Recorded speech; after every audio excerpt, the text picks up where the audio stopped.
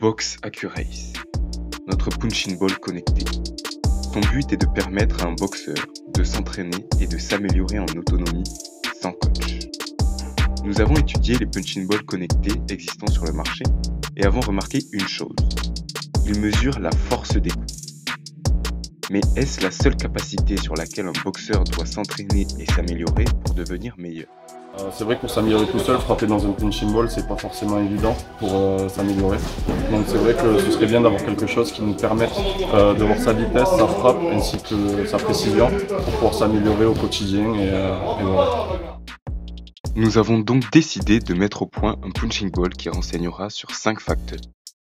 La force des coups, leur vitesse, leur puissance, leur précision et enfin leur fréquence.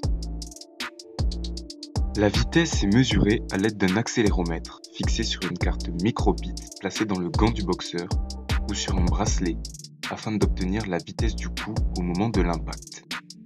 La force du coup est mesurée grâce au capteur FSR 402. Les forces mesurées sont ensuite transmises via la chaîne d'acquisition.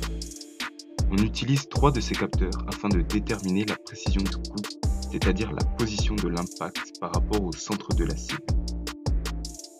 Nous avons créé un banc d'essai comprenant cette cible de 3 capteurs, permettant de faire tomber une masse.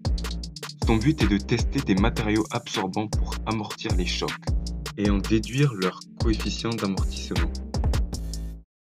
Les 3 efforts et la vitesse acquise sont transmises à une IHM qui effectue les calculs nécessaires. Repérer chaque coup à chaque maximum local, calculer la puissance, les performances moyennes et maximales de l'utilisateur, la fréquence moyenne du coup, le tout s'affichant en temps réel et directement consultable par le boxeur. Ainsi, l'utilisateur a moyen de s'améliorer en prenant en compte un ensemble varié de facteurs.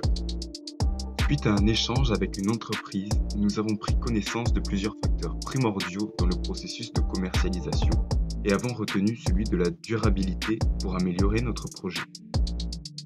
Nous avons donc mis au point un banc d'essai pour soumettre le capteur FSR avec et sans les matériaux amortissants à des chocs périodiques et d'intensité constante.